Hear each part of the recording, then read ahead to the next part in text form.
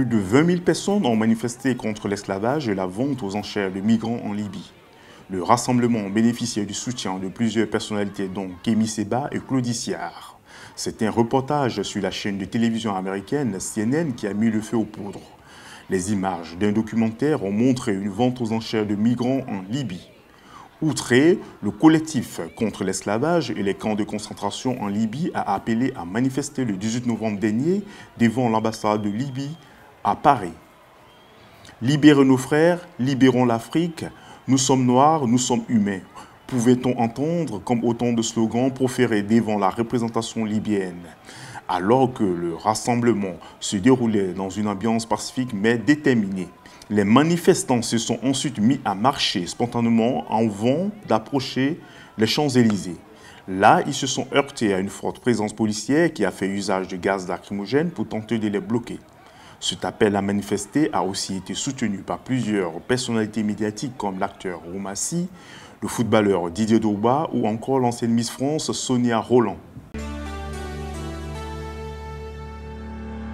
Qu'est-ce qui se passe à Harare? C'est la question que tout le monde se pose en ce moment. Eh bien, ce qui se passe à Harare, capitale de Zimbabwe, est simple. Le vieux de 93 ans, président de ce pays depuis 37 ans, Robert Mugabe, a limogé le 6 novembre dernier, on se rappelle, l'un de ses vice-présidents, en l'occurrence Emmerson Mnangagwa, dit le crocodile, un vétéran de la guerre de libération du Zimbabwe, comme Robert Mugabe, qui visiblement nettoyait la route vers la présidence pour sa femme Grace Mugabe. La hiérarchie militaire, qui n'a pas apprécié le limogeage d'Emmerson Mnangagwa, a réagi pour arrêter la purge de tous ceux qui pouvaient gêner Grace Mugabe dans son désir de remplacer son mari à la tête du Zimbabwe. C'est donc une lutte entre deux clans qui fait rage à Harare. D'un côté, il y a le clan de l'ancien vice-président Emmerson Mnangagwa, composé des généraux et soldats, soutenus par des vétérans qui tiennent à leurs privilèges dont ils bénéficient depuis l'indépendance de leur pays le 18 avril 1980. De l'autre côté, il y a le clan de Grace Mugabe, ancienne secrétaire et épouse du vieux Bob. Ce clan est composé des membres de sa famille et d'une nouvelle classe de jeunes cadres politiques qui n'ont rien à voir avec la guerre de libération de leur pays, et c'est là le fond du problème. Dans la lutte de succession du vieux président de 93 ans, Emmerson Mnangagwa, un vétéran de 75 ans qui a toute la légitimité aux yeux de ses concitoyens, est justement soutenu par la faction militaire dirigée par le chef d'état-major Constantino Chiwenga. En réalité, dans le fond, l'armée zimbabwéenne, jusque-là restée fidèle au leader charismatique de la ZANU-PF, a bel et bien opéré un coup d'État.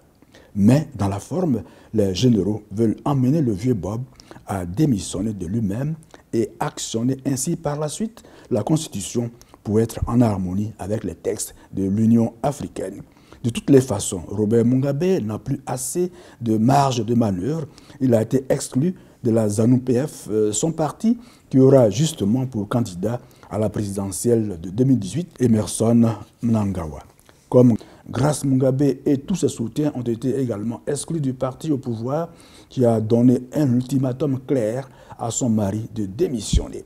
S'il ne le fait pas dans un délai raisonnable, l'Assemblée nationale à majorité confortable ZANU-PF pourrait engager l'impeachment, une procédure de mise en accusation dans le langage juridique anglo-saxon qui permet au pouvoir législatif de destituer le président de la République.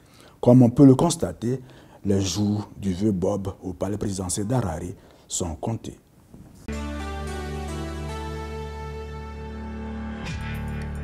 TV. Devant parents, amis et jury, Daniel Padan, originaire de la Côte d'Ivoire et journaliste présentateur de l'émission Parcours de migrants sur la chaîne de télévision BZD TV, a soutenu sa thèse sur le thème « Souffrance psychique et trajectoire des femmes migrantes subsahariennes, approche psychosociale, clinique et culturelle ». Dans un brillant exposé, l'impétrant Daniel Padan a mis en exergue les difficultés rencontrées par les femmes migrantes originaires de l'Afrique au sud du Sahara.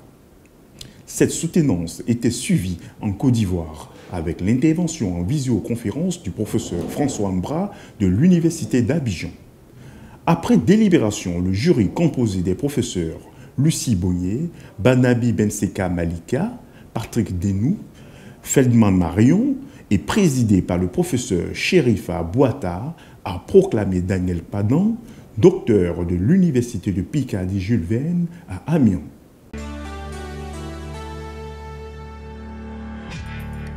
Recueillement et silence. Pour le deuxième anniversaire des attentats du 13 novembre 2015, les organisateurs ont choisi la sobriété. L'hommage a été fait par des dépôts de fleurs sur le lieu des tueries. Saint-Denis, les terrasses de café des 10e et 11e arrondissements de Paris, la salle de spectacle du Bataclan. Pas de discours du président de la République Emmanuel Macron, un lâcher de ballon clôt l'événement. Les invités de haut rang sont volontairement peu nombreux. Les chefs de l'État François Hollande, Manuel Valls et Bernard Cazeneuve. Même la délégation gouvernementale a été réduite avec le ministre de l'Intérieur Gérard Collomb, la garde des Sceaux Nicole Belloubet et Elisabeth Pelcé, la déléguée interministérielle à l'aide aux victimes. Cette commémoration revêt une importance particulière pour l'exécutif, alors que vient d'être levé l'état d'urgence déclenché en novembre 2015. Pour le chef de l'État Emmanuel Macron, cette célébration du 13 novembre pourrait être la première et la dernière.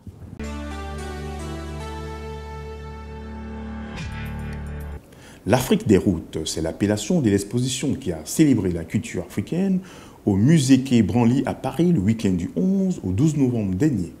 Longtemps ignorés, les échanges panafricains et extra-africains ont débuté voici des millénaires. Bien avant les indépendances, la colonisation et l'arrivée des premiers navires portugais au milieu du XVe siècle. En témoignent les sculptures, autres objets présentés dans l'exposition L'Afrique des routes. C'est le portrait d'un continent au cœur de l'histoire globale qui est ici dressé. Le volet spectacle était assuré par le réseau FECODEF avec la prestation de plusieurs artistes tels que Sali Niolo du Mali, le groupe Abba Kouya, François Ezendi du Cameroun et bien d'autres.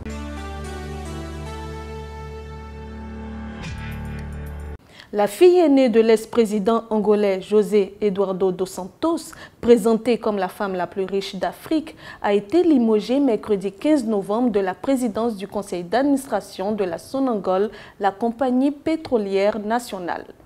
Le nouveau président angolais João Lourenço a décidé de relever de leurs fonctions les membres du conseil d'administration de la Sonangol.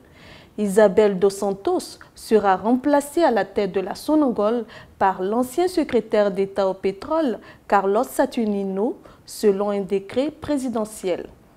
La nomination à la tête de la compagnie pétrolière de Isabel dos Santos, accusée de népotisme et de corruption, avait été décidée en juin 2016 par son père. Le SATIS, le Salon des technologies de l'image et du son, réunit depuis 33 ans l'ensemble de la communauté audiovisuelle francophone. Acheteurs, utilisateurs et prescripteurs des médias, mais aussi du hors-média, se sont retrouvés les 8 et 9 novembre dernier au Doc Pullman à Paris-Aubervilliers pour découvrir un vaste écosystème de technologies et services leur permettant d'être plus efficaces dans le travail de production et de post-production. Ce rendez-vous représente aussi un vecteur d'accélération de business avec l'ambition de renforcer le réseau de tous ses participants. Lieu de découverte des nouveautés, des solutions, produits, images et sons, cette édition 2017 a drainer du monde et proposer un ensemble d'outils et de services dédiés au tournage, à la post-production, à la diffusion et à la publication des contenus distribués sur tous les écrans.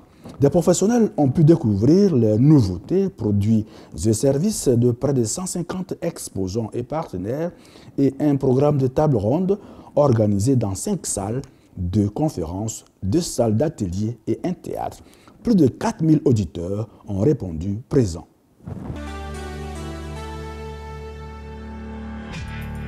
Un tremblement de terre de magnitude 7,3 sur l'échelle de Richter a fait le dimanche 12 novembre dernier des milliers de victimes en Irak et les régions frontalières.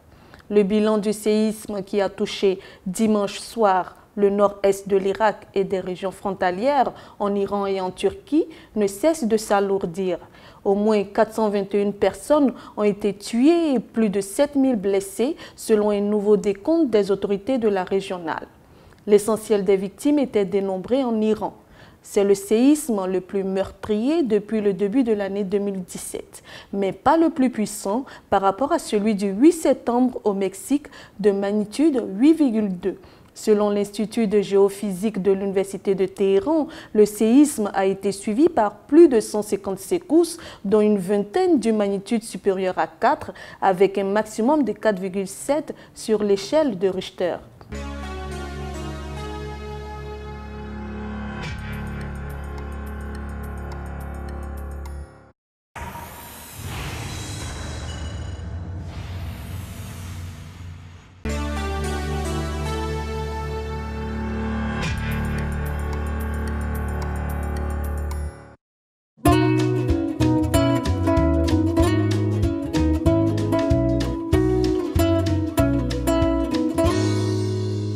Pour toutes vos stratégies de communication, vos manifestations politiques et culturelles, vos conférences et séminaires de formation, pour toutes vos cérémonies de mariage et de baptême, vous avez désormais une adresse professionnelle. L'agence Glouzilet au 26 avenue Henri Barbus, 93 000 Bobigny. Un studio high-tech de 49 mètres carrés est mis à votre disposition avec du matériel moderne de production et de post-production. L'agence Glouzilet dispose également de 2 supports de communication sur Internet, bzd-tv.com et glouziletnews.com. Pour plus d'informations, vous pouvez nous joindre au 09 19 588 881, 06 30 768 600, 06 65 381 367.